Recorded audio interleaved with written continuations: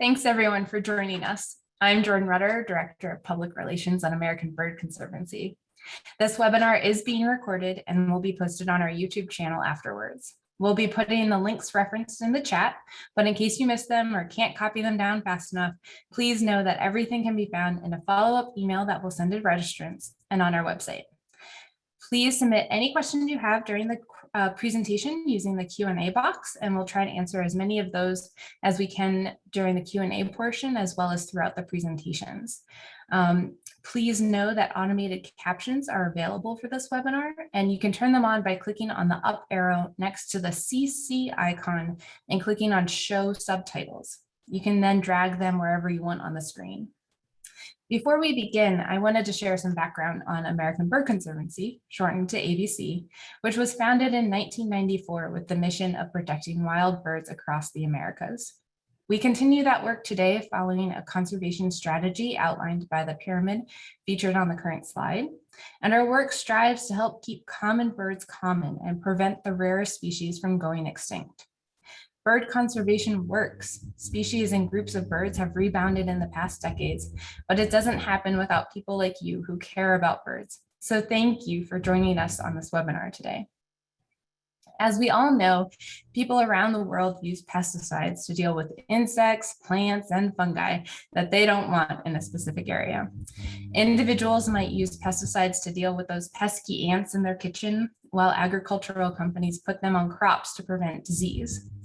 Unfortunately, these chemicals often impact untargeted creatures as well, and they pose a big threat to birds and other wildlife, making pesticides an issue of concern at every level of the ABC pyramid. Today, you'll hear from our panelists about this problem and ways to take action. So without further ado, let me introduce you to our speakers. We have Lori-Ann Burd, of the Environmental Health Program. She's the director and senior attorney at the Center for Biological Diversity, where she directs efforts to protect all species, including humans, from the harmful effects of toxic substances. She earned her bachelor's at Colorado College and her law degree at Lewis and Clark. Hardy Kern is the Director of Government Relations, Birds and Pesticides Campaign here at American Bird Conservancy. He previously worked at the Columbus Zoo and Aquarium for 9 years, and he has a Master's of Public Administration from Kent State University and a bachelor's degree in zoology from The Ohio State University. Aaron Anderson works with the public and Xerces staff to reduce pesticide use in residential landscapes, including promoting alternative pest control measures and pollinator-friendly gardening practices. Aaron recently completed his PhD at Oregon State University. First up is Lori-Ann.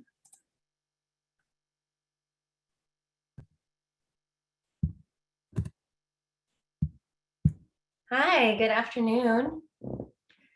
Hi, everyone. Sorry I can't see you and do this with you in person. So my name is Lori-Ann Burd. I'm the Environmental Health Director and a Senior Attorney at the Center.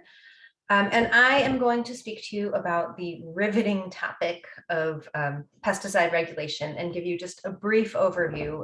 I'm going to be quick so that we have plenty of time for your questions. I know lots of people had great questions and I'm eager to get to those. So I'll just give you a kind of quick, big picture overview and then pass it along. So the first thing to know about kind of how pesticides are regulated in the US is that they're very different from other things like air pollution or water pollution. The law that governs pesticides is called FIFRA. It's the Federal Insecticide, Fungicide, and Rodenticide Act.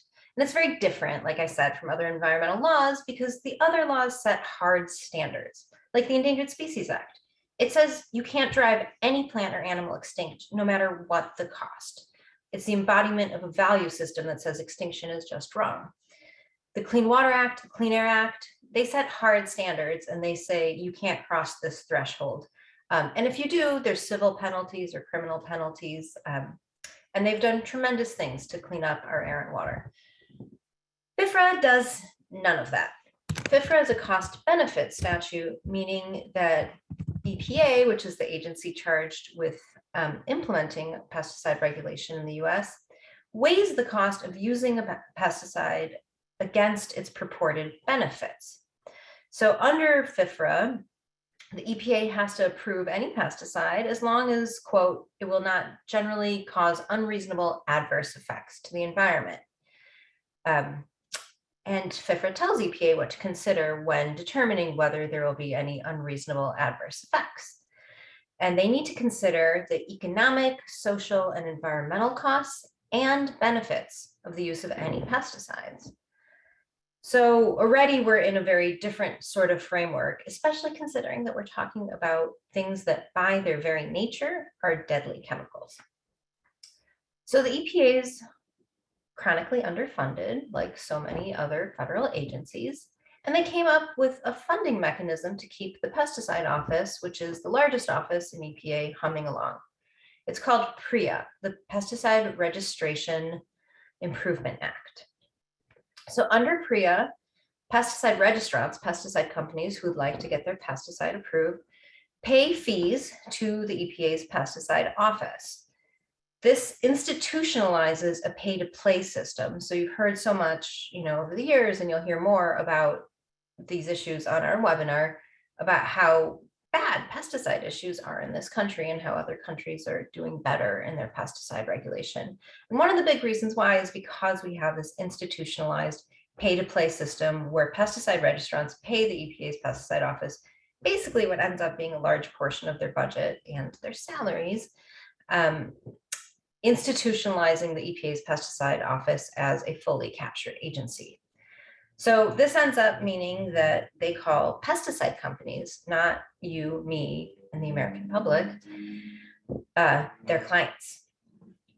So when EPA is considering whether a pesticide will or will not generally cause unreasonable adverse effects on the environment, it tends to give a lot more weight to the benefits of the pesticides that are the reason that the pesticide company would like to bring this to the market, and the reason why big ag might want to use the pesticides, and a lot less weight to things like, functioning ecosystems or farm worker health.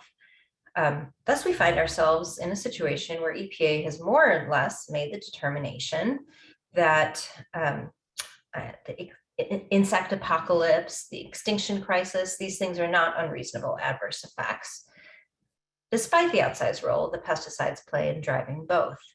Having the children of farm workers exposed to specific chemicals, routinely born with developmental problems and neurological issues, is also similarly not considered an unreasonable adverse effect when EPA weighs those costs and benefits.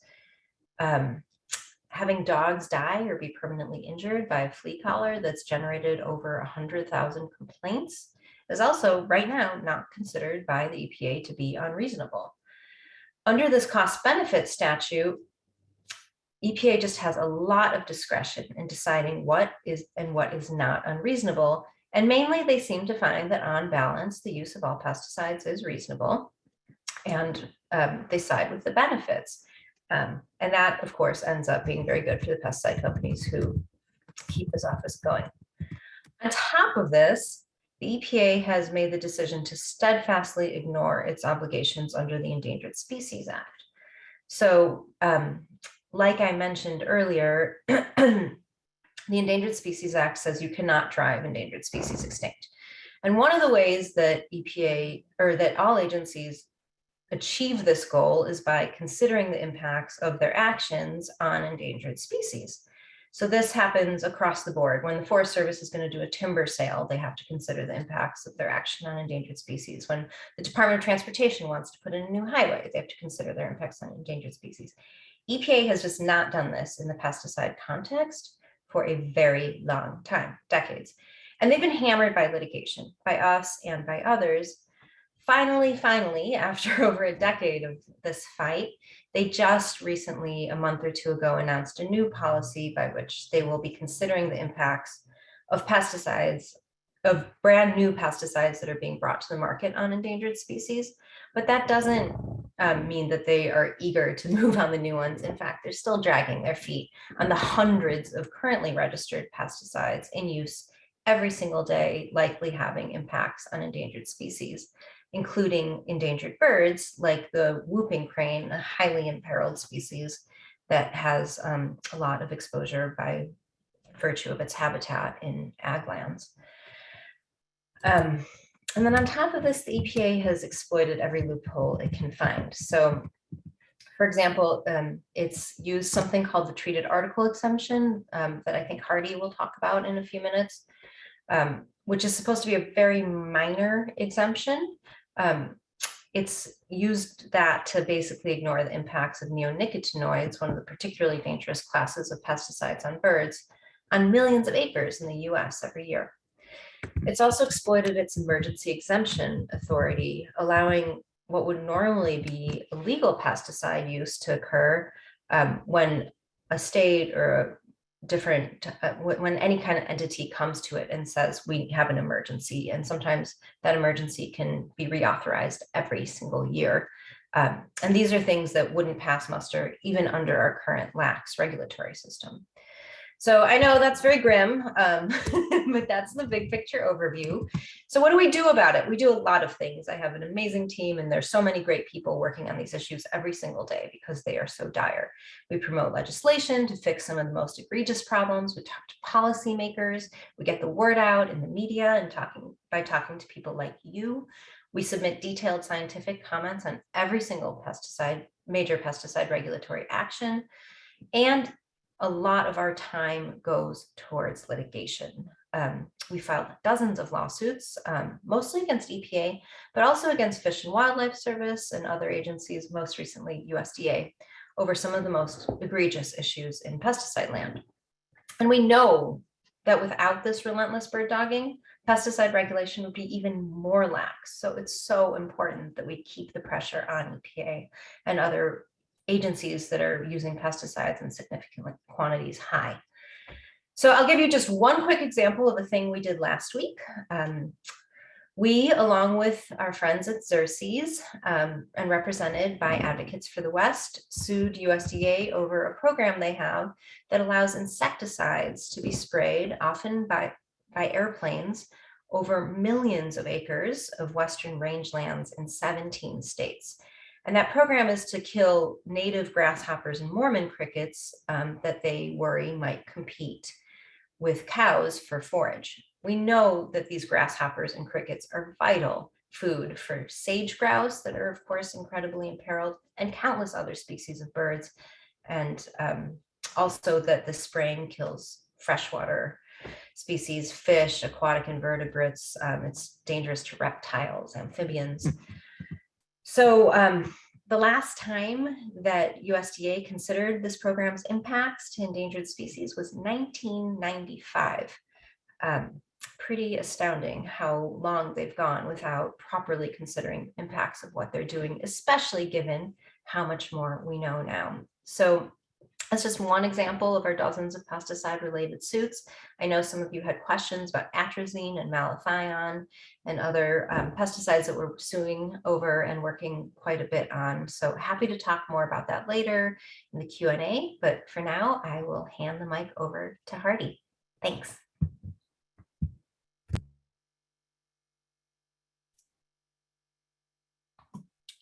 Fantastic. Thank you so much, Lorianne. That was absolutely awesome. I'm going to go ahead and share my screen. And I do want to make sure that I take time. Oh, I think I shared the wrong one.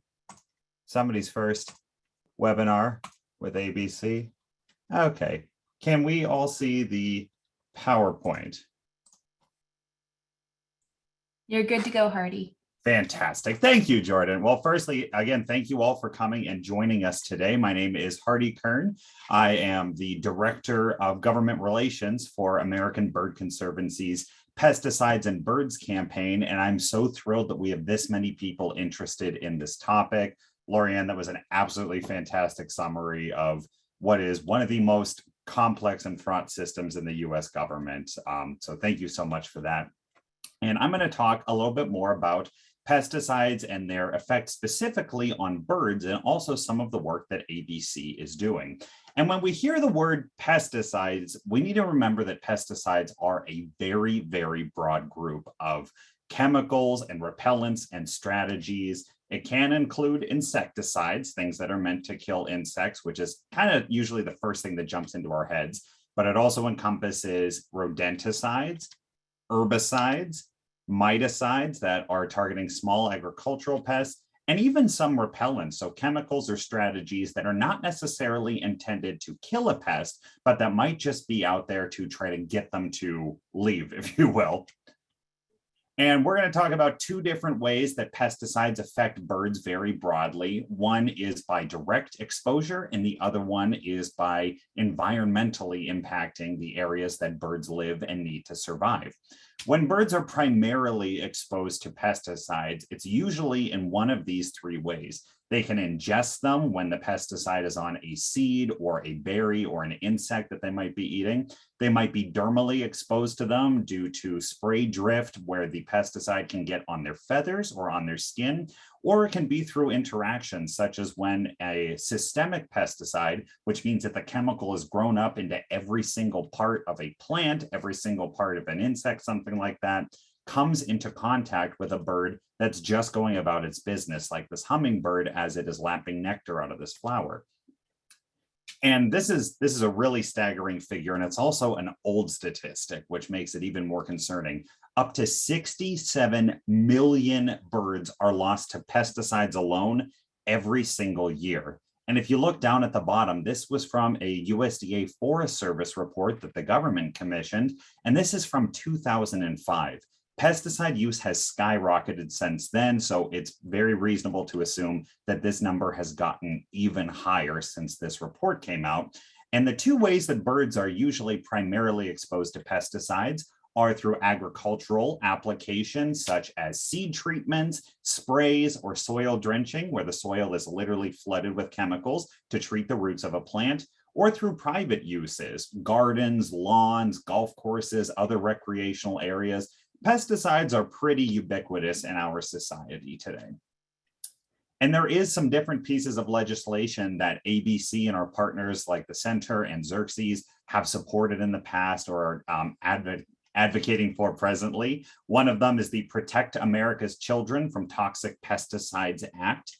In the House of Representatives, there's the Saving America's Pollinators Act. Both of these bills look to limit some of the most harmful and really widespread, most widely spread used chemicals in the United States. Saving America's Pollinators Act has some specific protections in there for bees.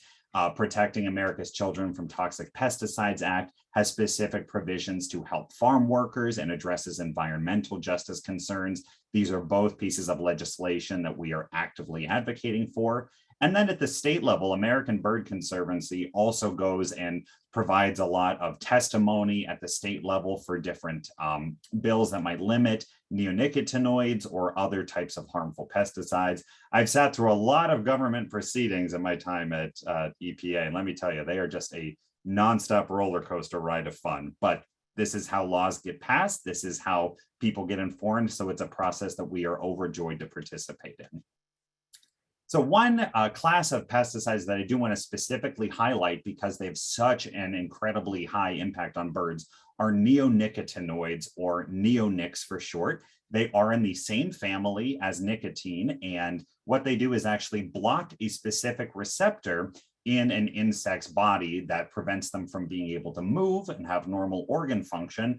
And unfortunately, a lot of those same effects travel up the food chain into birds and other animals when they are exposed to them. Neonics affect birds, non-target insects, meaning spiders and mantises and ladybugs, the beneficial insects that we need to help pollinate and keep other insects in check. Large mammals like deer have been shown to suffer effects from neonics, and even humans. They persist in the soil. Sometimes they can persist in the same patch of soil for up to 3 years, and they're highly water soluble, which means that they very easily travel away from the field where they're being used, or the garden, the lawn, you name it, and can get into groundwater that we may drink or local waterways that wildlife depends on. And you can see in this sad little dead bee here, he got exposed to a neonic because it is a systemic insecticide, which means that when a seed is treated, it grows up into every single part of the plant, you can't wash this pesticide off of whatever it is that's been grown. It's just in the flesh, it's part of it.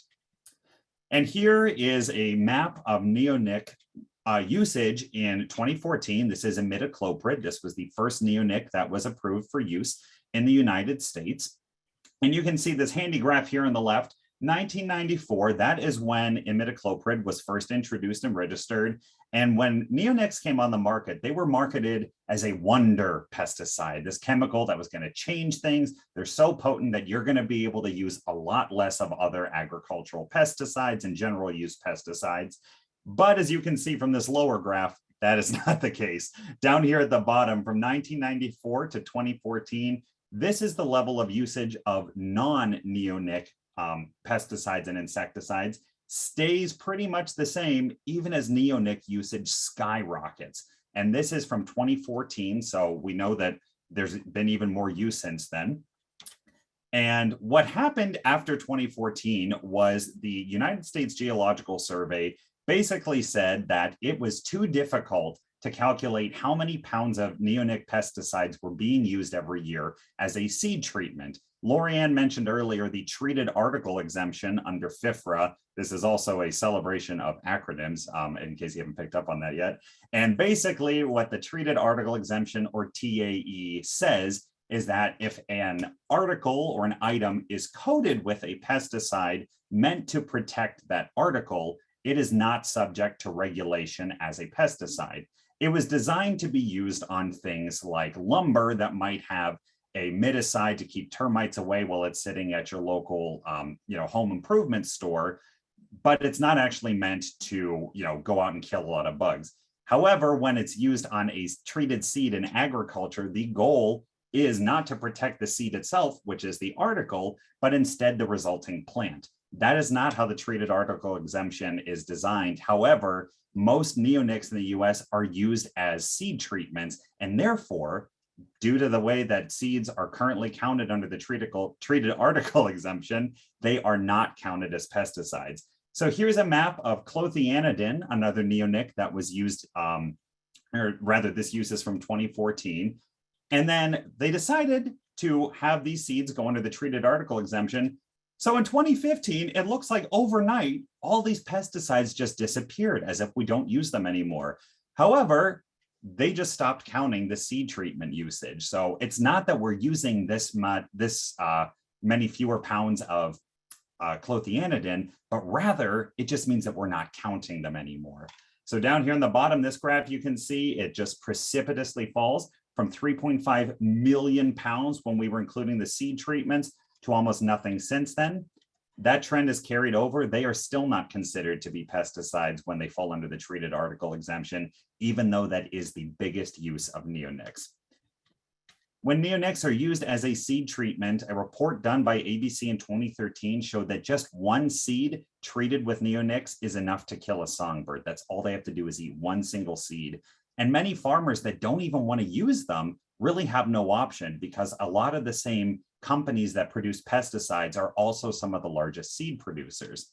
And just to give you some idea of what happens to these treated seeds when they're used in agriculture, about 90% of that pesticide comes off of the seed. It goes into water where it kills non-target invertebrates that are really important food sources for birds. It goes into the soil where it can kill earthworms and other bugs that birds rely on. It gets lost as dust that might be inhaled by birds or farm workers, get on their skin. And only 2 to 3% is actually taken up into plants. So after all of these millions of pounds of usage, after all of this pesticide is lost into the environment, you must think, as Lorianne was saying, FIFRA is a statute that is a cost-benefit analysis. These must be pretty good. These must help agriculture a lot. I wish I had those sad trombone noises to play, because it only results in a 0 to 5% increase in yield in most agriculture. 0 to 5%, all of this environmental cost and very little to show for it. So what's ABC doing about it? Well, with some of our partners, we submitted a petition to the EPA in 2017, asking them to clarify the treated article exemption. We're still waiting for them to act on that 5 years later, so we're starting to get back involved with that fight. And also during registration review of neonics, we are submitting formal comments. We are letting our voices be heard. We are making sure that birds are considered at every single part of the EPA's process. Another chemical I do want to quickly touch on is chlorpyrifos, which is a really nasty organophosphate. It's been shown to inhibit migration in birds. And the EPA, after years and years and years of litigation by groups like the Center for Biological Diversity, after years of organizations like Xerces finding really awful effects on pollinating and other insects, the EPA finally buckled and said, okay, we're going to ban it, but they left some pretty big loopholes. Chlorpyrifos is still able to be used on food crops that we are sending out of the United States, and it can still be used in non-food crop agriculture. So large plants that are meant for nurseries, and it can still be used on lawns, soccer fields, things like that. And any use of chlorpyrifos can threaten any organizations that live near it, but especially small, fragile populations of birds, such as endangered species, really can fall victim to this. We did send a letter addressing these concerns to USDA earlier this year, which got us in contact with their Office of Pest Management Policy, and they've since asked us to weigh in on some of these decisions. So we are starting to get a seat at the table, and we're going to keep fighting to make sure that this harmful chemical leaves. I'm kind of going over on my time, so I'm sorry if I speed through these last ones, but the other big impact that I do want to talk about is how pesticides can impact the ecosystem that birds live in. They can be harmful even when a bird is not necessarily ingesting them, but when they get into an ecosystem, they can kill the insects and all of the other food sources that birds rely on. They can poison the waterways that birds need. And on national wildlife refuges, where corn and soy and other crops are grown to feed migratory birds, they are allowed to use conventional pesticides, which the birds are then exposed to. They did a study in the Netherlands that found pretty clearly areas that use neonicotinoids saw a huge decrease in wild bird populations, and that was due to the fact that neonics were being used there and other agricultural pesticides. And it's not because the birds were eating them, it's because they were collapsing the food source populations, and then the birds had nothing to feed their young with or subsist on. So we are working with the Center for Biological Diversity and with Xerces, our esteemed partners today, and also members of Congress to keep them informed on the harm that's being done on national wildlife refuges. And we're also having various meetings, webinars just like this one, to get the word out to try to make sure that we can protect national wildlife refuges from these chemicals. Thank you all so much, and I'm going to turn it over to my good friend Aaron to find out how we can do more for birds and other species at home. Thanks so much, Hardy. Yep. So friendly reminder, everyone, we are recording this webinar and we'll be sending out an email to all the registrants with all of the links and follow-up information. So in terms of folks having problems with our chat and questions with links, we're going to make sure that you have all of that information and get taken care of later. So thank you so much for your patience. But Aaron, over to you when you get all set up. All right, let me just, so sorry, my PowerPoint is underneath the little share screen thing here. Let me move it.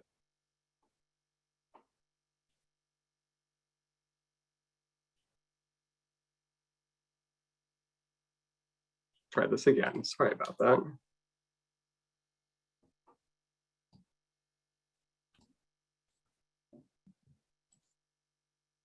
Awesome. All right, you can see it now.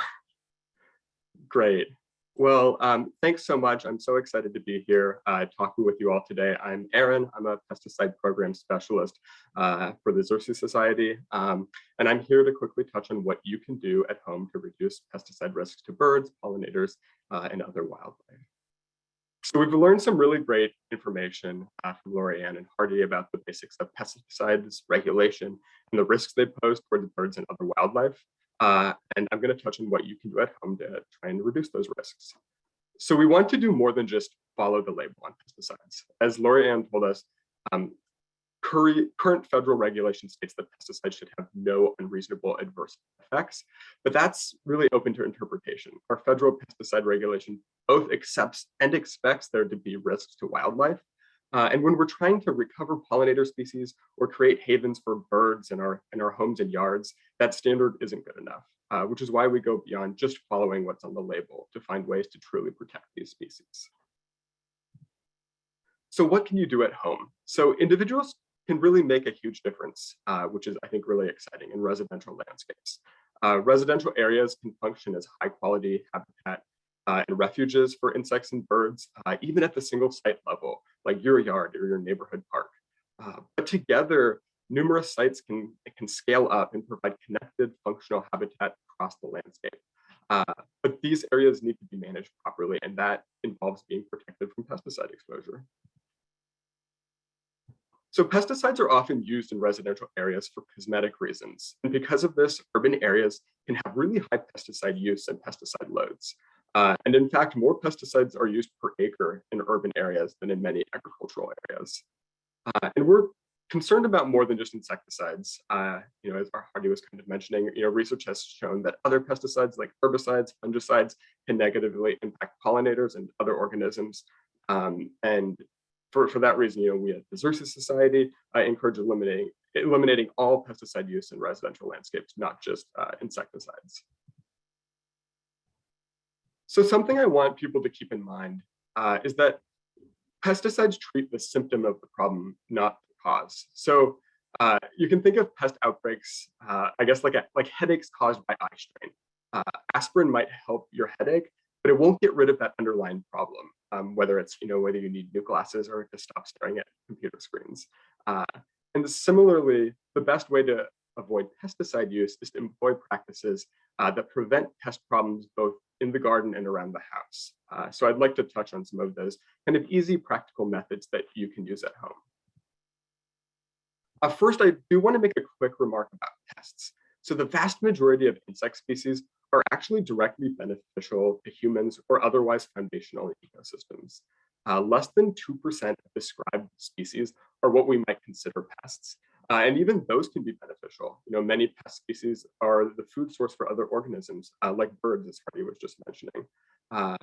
And many people don't like ants during the season. They start questing into our homes and buildings. But outside, they turn over the soil in the garden, and some are really good predators as well. But we still commonly use pesticides on these organisms. And many of the chemicals we use for insect disease and weed management are harmful to way more than just their target species.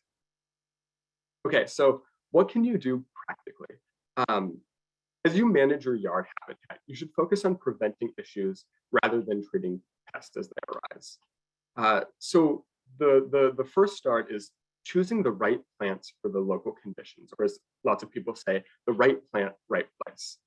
So if you have a sunny, dry yard, plant drought-tolerant species. If you have a wet or shady yard, use plants that grow well in those conditions.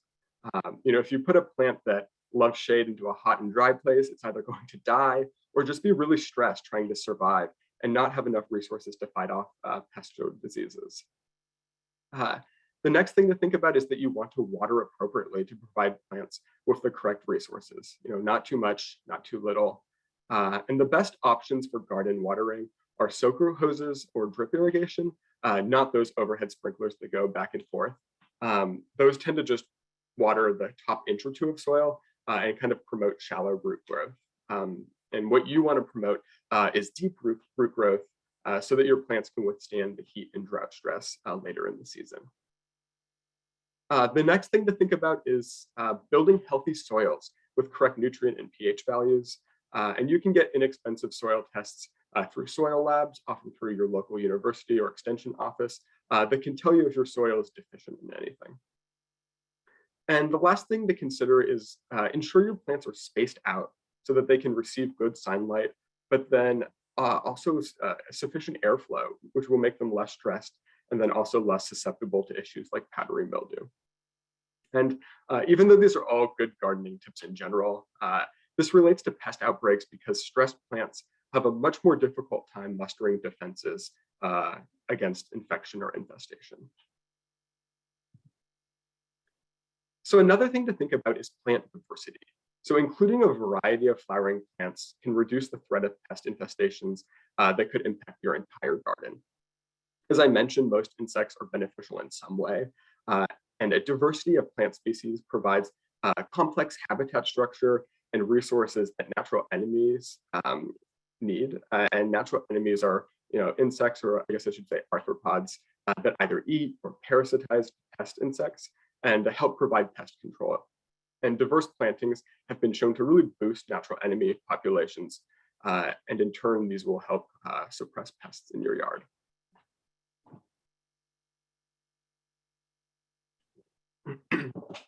So if you do have pest outbreaks, there are many non-chemical methods to deal with pests. So for many diseases and certain larval infestations, sanitation, so the removal of infested plant material, is a really good choice for reducing the level of damage, and then also just breaking that development cycle of that pest or that disease. Infested flowers, for example, that have a larval pest, can be cut and then thrown away. You don't want to compost them because you want to remove them from your yard. For other insect outbreaks, hand picking or squishing pests, or even knocking them off with water can be a really great first step. Hand picking can be pretty tedious. I've done this a lot with larger caterpillars in the garden, but it is deliberate, it's cautious, and it saves other wildlife in the garden from harm. And then for weeds, consider using barriers and mulches to suppress them, and hand pulling them before they go to seed to reduce seed set in subsequent years. Ultimately, pest control is often about just figuring out what attracted the pest to your yard and what can be changed so that the pest can't thrive. And I think it's pretty cool these days how a quick online search often gives a good overview of any pest issues and how to manage them without chemicals. So yeah, Googling is a good resource as well. Ooh.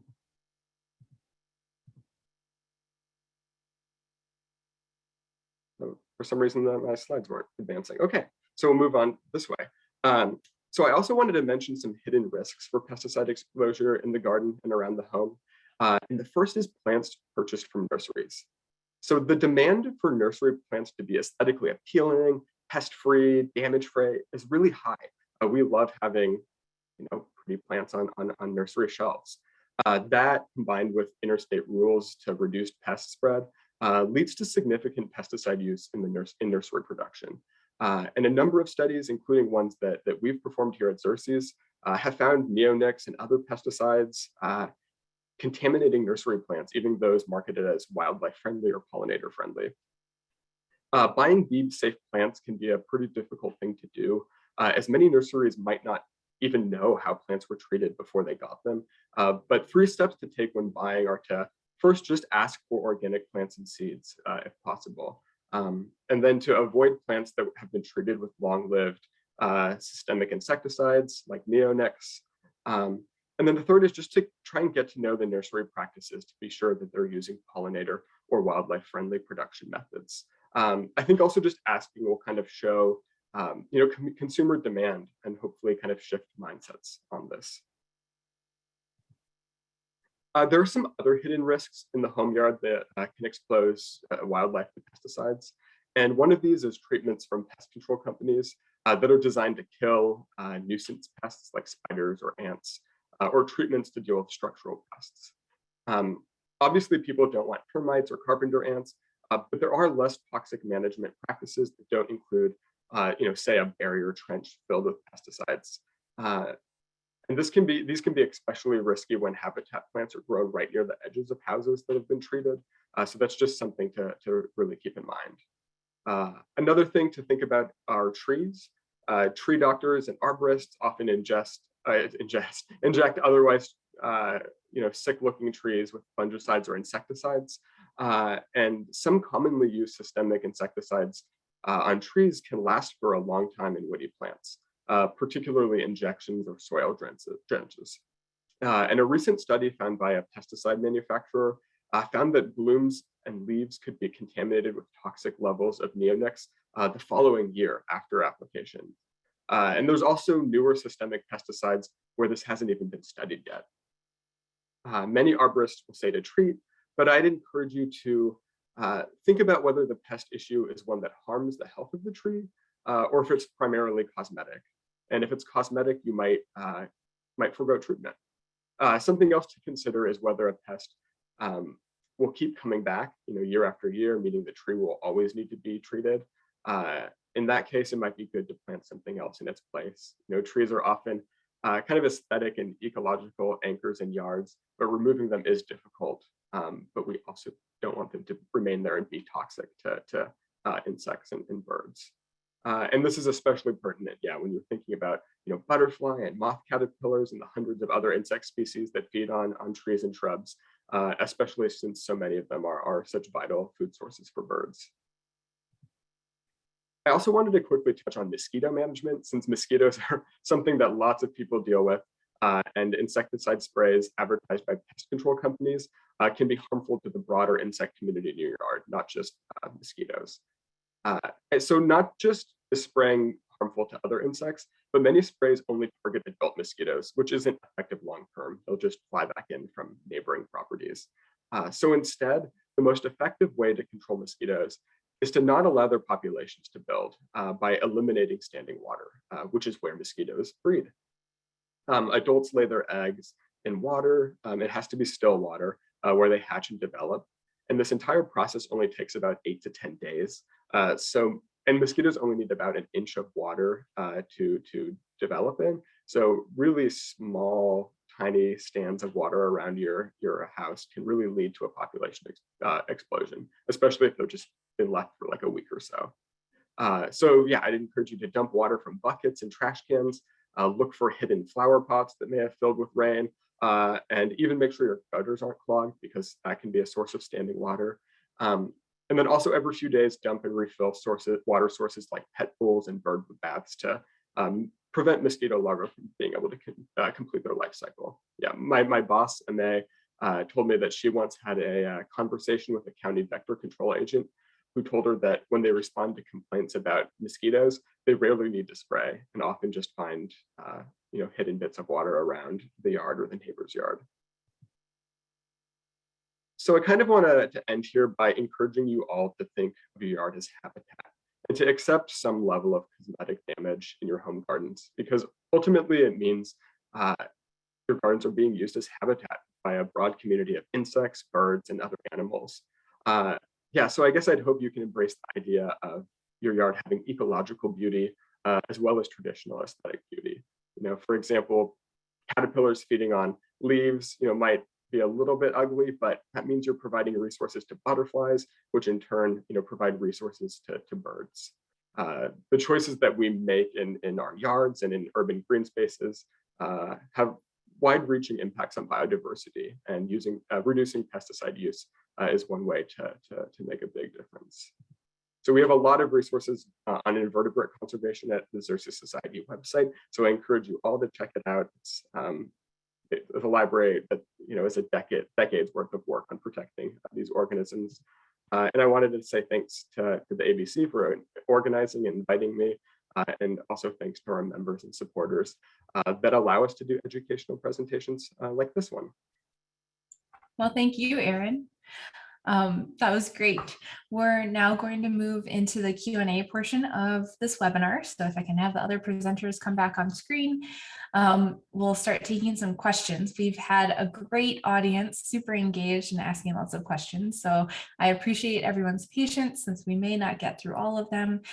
We also have gotten a lot of either regional specific or pesticide specific or insect specific. So we're going to try and do some of those broader high level questions first, just so that they apply to everyone. But again, we are recording this webinar. We'll send out all of the links. So everyone, don't worry if you can't copy them down. And again, thank you for your patience. So first up though, Lorianne, you mentioned several lawsuits, especially for Center for Biological Diversity and other groups that are happening right now. Are there any that you especially want to give an update on or highlight in terms of, folks supporting? Thanks. So instead of responding with a lawsuit, we have so many, it's hard to know where to begin. I'll just highlight one thing, which is when we don't have to bring them. So the Xerces, American Bird Conservancy, the Center for Biological Diversity, so many other groups spend a lot of time making sure that agencies know that they're being watched, and that their actions will not go without notice, especially when they're pretty blatantly illegal. So I'll give you an example of one that I'm hoping we might not have to bring this summer, which is over the neonicotinoid clothianidin. Every year for almost a decade, the EPA has granted emergency exemptions to allow the use of clothianidin in ways that would otherwise be legal, even given our incredibly lax standards for where clothianidin can be used, because its environmental impacts would be too high. Again, this year, they received an application to use clothianidin on 125,000 acres in Florida. And we made very clear that we were ready to take action the second that was approved.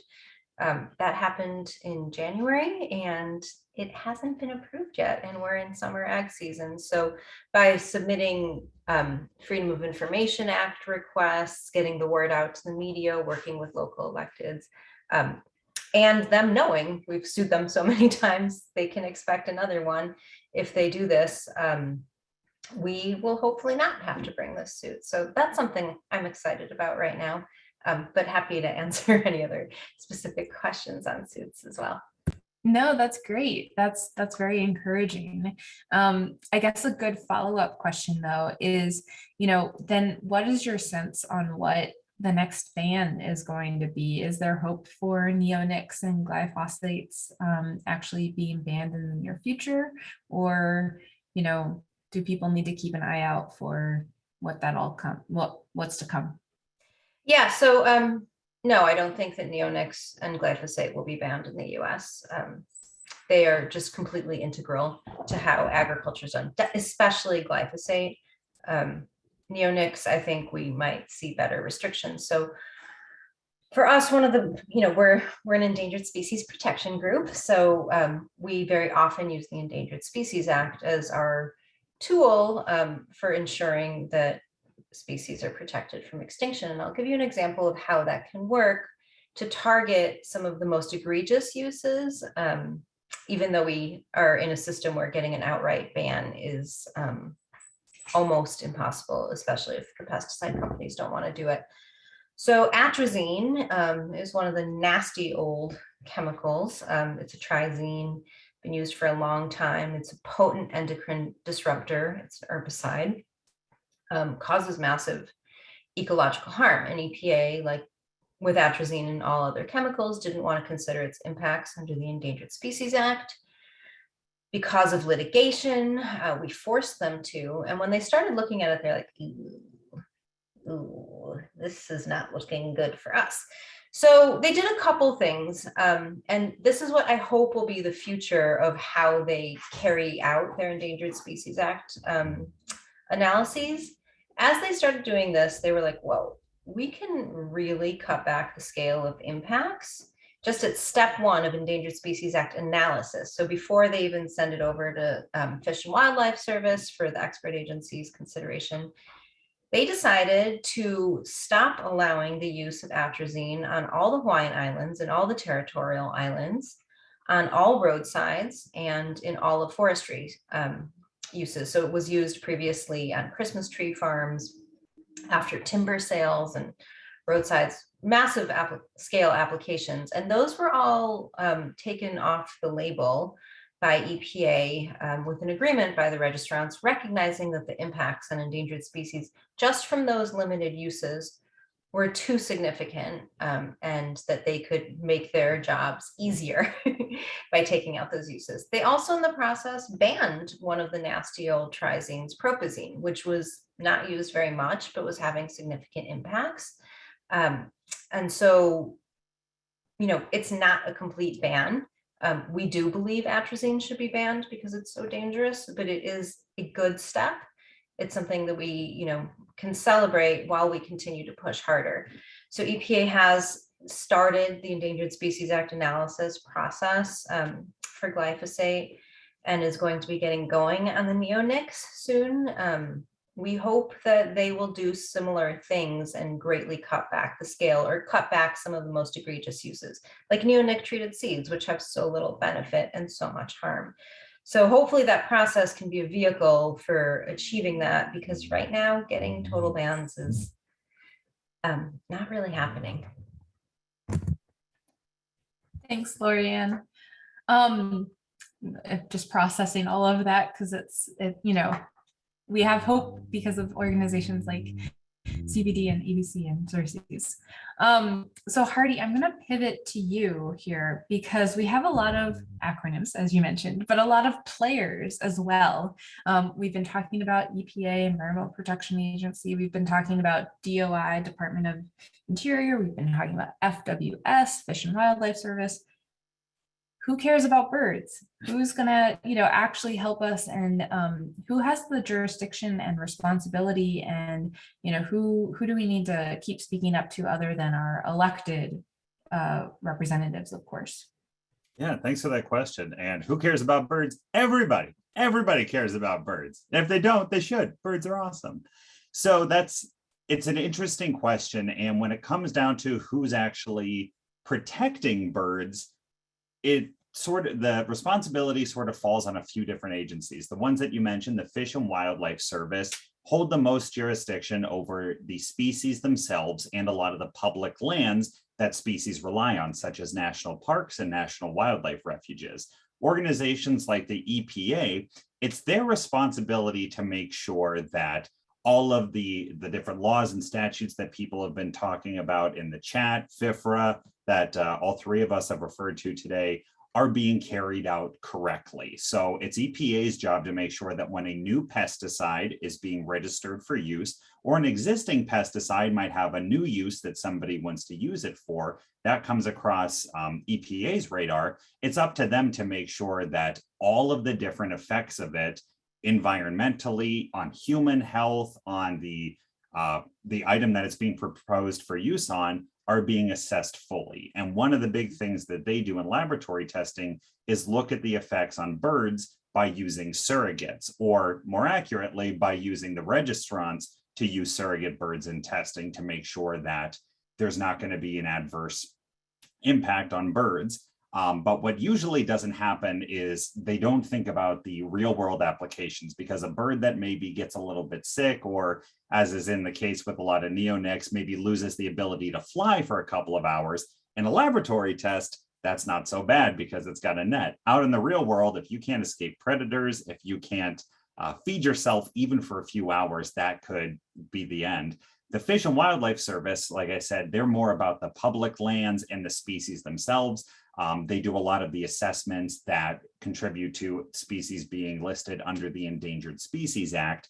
And so it's up to them to work together with agencies like the EPA. So like Lorianne was just talking about with atrazine in the Hawaiian Islands, if the process is done the way it's supposed to be done, when there's a risk to endangered species like the birds on the Hawaiian Islands that ABC works so hard to protect, the EPA should ask the Fish and Wildlife Service to do a formal consultation where they look at all the places that atrazine or other chemicals may be used. How are they going to affect the birds and the other species that live there? And then they would give a formal report back to EPA as part of that cost benefit weighing analysis.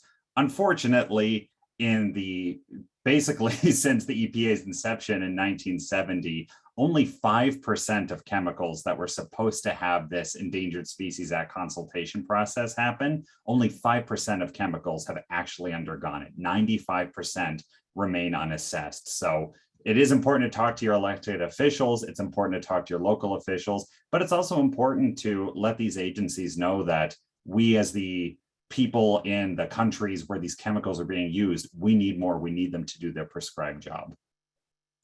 Thanks, Hardy.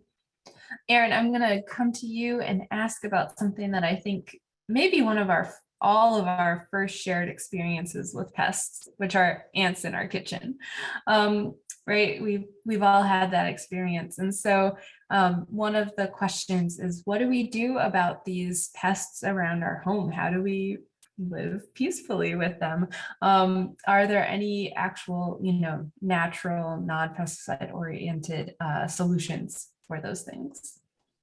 Yeah, that's a great question and a common question. And I do want to stress I can't give a one size fits all approach because each species location and yard context is unique.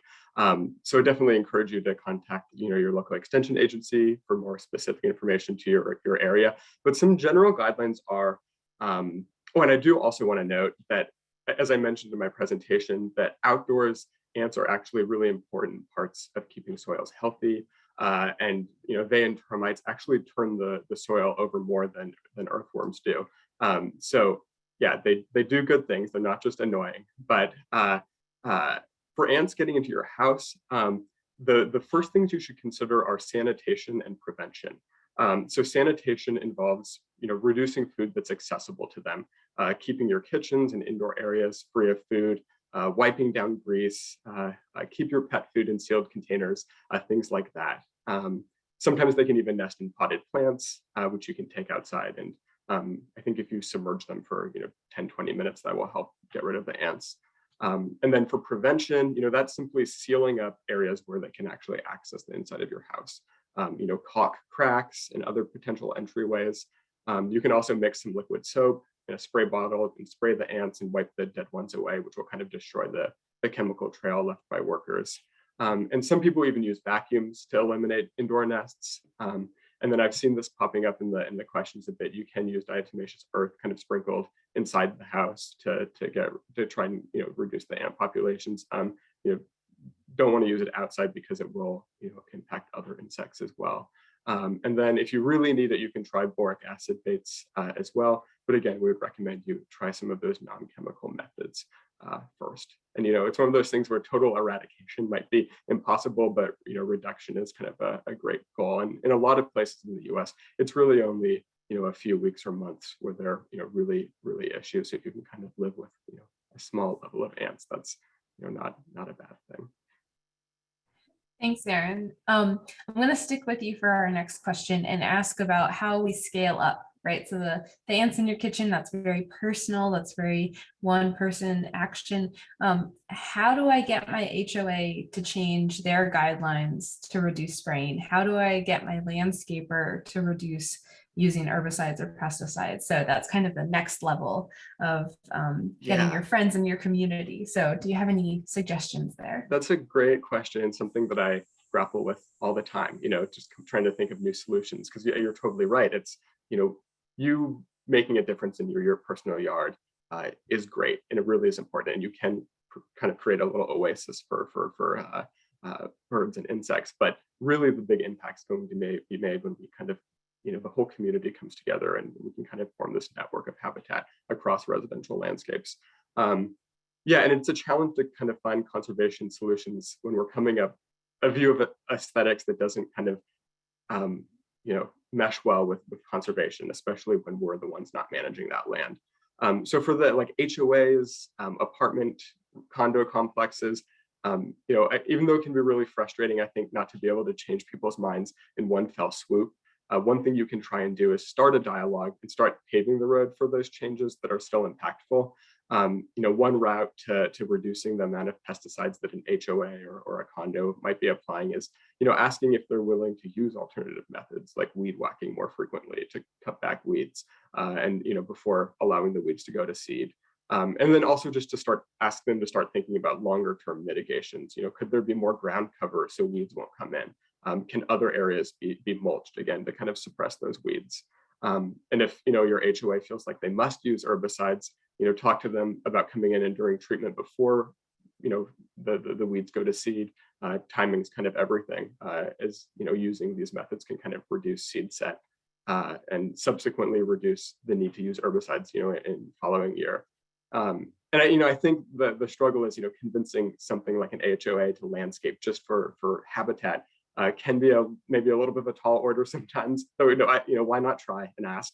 But another idea is asking if the HOA or condo association is willing to maybe organize the property for like high aesthetic areas and low aesthetic areas, right? So the high aesthetic areas might be the entryway, which they want manicured, but maybe other parts could be habitat plantings or areas that aren't managed as aggressively. And then I think another idea is if you do succeed to be able to have some habitat plantings is signage and fencing.